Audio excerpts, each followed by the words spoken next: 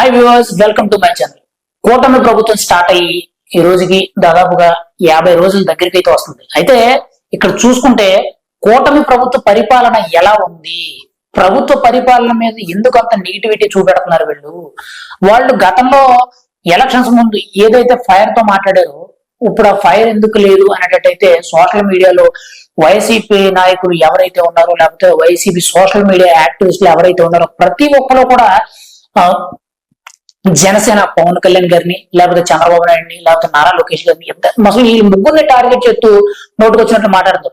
అసలు సోషల్ మీడియాని యూజ్ చేసుకుంటూ వైసీపీ చేస్తుంది ఎలా ఉందనంటే అసలు కూటమి పరిపాలన స్టార్ట్ అయ్యి 50 రోజుల దగ్గరకు వస్తుంటే అప్పుడే ఏదో రాష్ట్రం మొత్తం అధ్వానంలో పడిపోయింది, లేకపోతే ఏదో భయభ్రాంతులకు గురైపోయి ప్రజలు ఎవరు బతకలేక రోడ్ల మీద వచ్చేసి తినడానికి లేక ఓ రకంగా చెప్పుకోవాలంటే ఏదో శ్రీలంకలో వచ్చిన ఒక ఫైనాన్షియల్ విపత్తు ఉంది కదా, సేమ్ అలా ట్రీట్ చేస్తున్నారండి.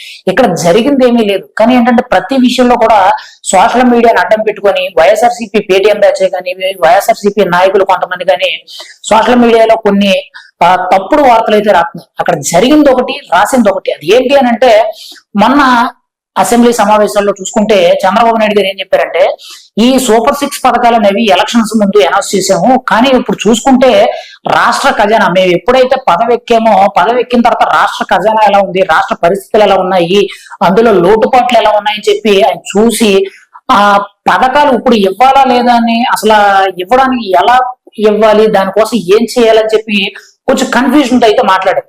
ఎందుకంటే పరిస్థితులు కూడా అలా ఉన్నాయి, మాట్లాడడంలో తప్పలేదు. ఎందుకంటే ఇక్కడ చూసుకుంటే వాళ్ళు పదవెక్కక ముందు అసలు రాష్ట్ర ఖజానాలో ఎంత ఉంది, ఏముంది, ఎక్కడెక్కడ ఏ లోటుపాట్లు ఉన్నాయి, ఎక్కడ అప్పులు ఉన్నాయి, ఎక్కడ లాభాలు వస్తున్నాయి, దేని మీద ఇన్కమ్ బాగా జనరేట్ అవుతుంది, వీళ్ళు తీసుకున్న నిర్ణయాల్లో ఎవరు ఎంతమంది నష్టపోయారు, లేకపోతే ఎక్కడ ఆదాయం సృష్టిస్తున్నారు, ఎక్కడ ఆదాయాన్ని అప్పులు పెట్టి అంటే ఏదైనా ఆస్తులు తనఖా పెట్టేసి అప్పులు ఎక్కడ తెచ్చారు, ఇవన్నీ చూసుకుంటూ ఉంటుంటే అంటే ఎలక్షన్స్ ముందు ఒకలాగా ఉంది. తీరా వీళ్ళ పదవి ఎక్కిన తర్వాత చూసుకుంటే అక్కడ వీళ్ళు ఏవైతే సూపర్ 6 హామీలు అని చెప్పి కొన్ని హామీలు ఇచ్చారో అవి మహిళలకి నెలకి ఉచితంగా 1500, 18 ఏళ్ళ వయసు దాటిన వాళ్ళకి 1500 అని, తర్వాత మహిళలకు ఉచిత బస్సు అని చెప్పి, తర్వాత ప్రతి ఇంటికి సంవత్సరానికి 3 గ్యాస్ బండ్లని, తర్వాత పెన్షన్ పెంపని, ఇలా కొన్ని చెప్పడం అయితే జరిగింది. అలా ఓవరాల్ గా సూపర్ 6 అనే ఒక కాన్సెప్ట్ తో ఇక్కడ ప్రభుత్వం అధికారంలోకి రావడానికి పవన్ కళ్యాణ్ ఎంత కారణమయ్యాడో, జగన్మోహన్ రెడ్డి రాజకీయం అనేది చేయడం విఫలమయ్యాడో, తర్వాత ప్రజలు ఎంత తిరుగుబాటు వచ్చిందో, 4వది కూడా ఈ సూపర్ 6 పథకాలు కూడా అంతే ఈ కూటమి ప్రభుత్వం రావడానికి అయితే ఖచ్చితంగా ఎంతో కొంత ప్రయారిటీ ఉందని చెప్పొచ్చు. ఎందుకంటే గత ప్రభుత్వంలో కొన్ని హామీలు ఏవైతే ఉచిత పథకాల హామీలు ఇచ్చారో వాటికంటే ఇంకా బెటర్ గా ఉచిత హామీలు ఇస్తామని చెప్పారు. కాకపోతే ఏంటంటే వాళ్ళు అప్పులు చేసి ఇచ్చారు, వీళ్ళు ఆదాయాన్ని సృష్టించి ఆ వచ్చిన ఆదాయంలో నుంచి వీళ్ళకి పెడతామని చెప్పారు. అయితే దానివల్ల వీళ్ళు ఎక్కడం జరిగింది. కాకపోతే ఏంటంటే మొన్న అసెంబ్లీలో పవన్ కళ్యాణ్ చంద్రబాబు నాయుడు గారు మాట్లాడుతూ ఈ పథకాలు ఇప్పుడు ఎలా అమలు చేయాలి, చాలా అయోమయంగా ఉంది, రాష్ట్ర పరిస్థితి ఎలా ఉంది, ఇటు అభివృద్ధి చేయాలా, ఇటు సంక్షేమ పథకాలు ఇవ్వాలని చెప్పి ఒక కన్ఫ్యూజన్ లో అయితే మాట్లాడడం అయితే జరిగింది. అయితే ఇక్కడ చూసుకుంటే ఆ ఒక్క మొక్కని అడ్డం పెట్టుకొని ఇక్కడ ఏదైతే ఉందో YSRCP social media Paytm batch ఎవరైతే ఉన్నారో ఒకటే రాతలు, తప్పుడు రాతలు. ఏంటంటే సూపర్ 6 పథకాలు అన్నారు, ఇప్పుడు సూపర్ 6 పథకాలకి మంగళం పాడేశారు, ఇంకా సూపర్ 6 పథకాలు ఇవ్వరంట, తల్లికి వందనం పథకం అన్నారు, మొత్తానికి ఆ పథకం ఇవ్వనని చెప్పేస్తున్నారు, ఇప్పుడు ఇంటికి ఒకరికి ఇస్తామనేటట్టు ఏదో మాటలు మారుస్తున్నారు. ఇలాగ తర్వాత రెండోది వచ్చేటప్పుడు ఈ రోజు చూసుకుంటే ఆరోగ్యశ్రీ మొత్తానికి తీసేస్తున్నారు, కేంద్ర ప్రభుత్వం నుంచి వచ్చిన ఆయుష్మాన్ భారత్ అనే పథకం గురించి చెప్తున్నారు అనేటట్టు వాళ్ళ నోటికి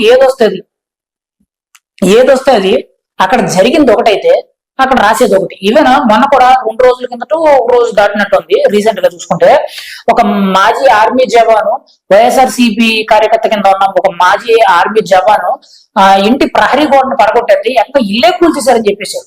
అసలు ఆ ప్రహరీ గోడ కూడా పడగొట్టడానికి కారణం ఏంటంటే అది ప్రభుత్వ స్థలము, ఆ ప్రభుత్వ స్థలంలో అతను ప్రహరీ గోడ కట్టడం వల్ల అతను వైఎస్ఆర్సీపీ నాయకులతో అనుచరుడుగా అంటే వాళ్ళ తోడు చూసుకుని వాళ్ళ అండ చూసుకుని ఇతను అయితే గోడ కట్టడం జరిగింది. పైగా ఆ గోడ కట్టడం వల్ల చాలా మంది అటు వెళ్ళడానికి దారి లేకుండా పోయిందంట. అయితే పడగొట్టాడు. ఇక్కడ ఏది పడగొట్టారు, ప్రహరీ గోడ పడగొట్టారు. ప్రహరీ కూడా పడగొడితే ఇక్కడేమో మాజీ ఆర్మీ జవాన్ ఇల్లు పడగొట్టేసిన కూటమి నాయకులు, లేకపోతే మాజీ ఆర్మీ జవాన్ ఇల్లు మొత్తం కూల్చేసిన టీడీపీ నాయకులు, లేకపోతే జనసేన నాయకులు, కూటమి ప్రభుత్వం చాలా దారుణంగా ఇల్లు కూల్చేస్తుంది, ఒక ఆర్మీ జవాన్ కే స్వేచ్ఛ లేదు, అతన్ని ఇల్లు కూల్చేశారనేటట్టు మాట్లాడుతుంది. ఇక్కడ చూసుకుంటే వాళ్ళు ఏం కూల్చారు, కూల్చిన దానికి ఎంతవరకు తప్పు ఎంతవరకు రైట్ అని చూసుకుంటే అక్కడ కొన్ని పత్రాలు కూడా రిలీజ్ అవుతుంది. ఆల్రెడీ ఏదే ఎంఆర్ఓ ఎవరైతే ఉన్నారో ఆయన పంపించిన లెటర్ కూడా వైరల్ అవుతుంది. ఇక్కడ అవేమీ మాట్లాడరు. ఇక్కడ దేని మీద పడుతుంది అనుకోండి. ఈ రోజు ఏమో ఆరోగ్యశ్రీ మీద, మొన్న చూసుకుంటేనేమో అసెంబ్లీలో చంద్రబాబు నాయుడు గారు మాట్లాడారు కదా ఆ సూపర్ 6 పథకాల గురించి. అంతకుముందు చూసుకుంటేనేమో నారా లోకేష్ గారు ఈ తల్లికి వందన పథకం ఏదైతే ఉందో దాని మీద. అంటే ఏ పథకం చూసుకున్నా సరే కూటమి ప్రభుత్వం ఇచ్చిన హామీలు తప్పుతుంది, అబద్ధపు మాటలు చెప్పి అధికారంలోకి వచ్చిందని చెప్పి అనవసరమైన తప్పుడు ప్రచారాలు అనేవి ఈ సోషల్ మీడియాని అడ్డం పెట్టుకుని మెయిన్ గా ట్విట్టర్ గానీ, ఫేస్బుక్ కానీ, యూట్యూబ్ కానీ, ఈ ఇన్స్టాగ్రామ్ కానీ ఇవన్నీ బేస్ చేసుకుని ఈ సోషల్ మీడియా యాక్టివిస్టులు ఎవరైతే ఈ పేటిఎం బ్యాచ్ ఉన్నారో వీళ్ళందరూ కూడా ఏదో ఒక పోస్ట్ రెడీ చేసుకోవడం, ఖాళీగా కూర్చోవడం, పోస్ట్ రెడీ చేసుకోవడం, పోస్ట్ చేయడం, ఇలాగా కూటమి ప్రభుత్వం హామీలన్నీ ఎగ్గొట్టేసింది, చేతకాని ప్రభుత్వం, కూటమి ప్రభుత్వాన్ని నోటుకొచ్చినట్టు మాట్లాడుతున్నారు. అరే 5 ఏళ్ళు అంత దారుణాలు చేశారు, మరి మీరు సిగ్గు లేకుండా ఎలా సపోర్ట్ చేశారు? అంటే వాళ్ళు ప్రాణాలు తీసినా పర్వాలేదు, ఎన్ని హత్యలు చేసినా పర్లేదు.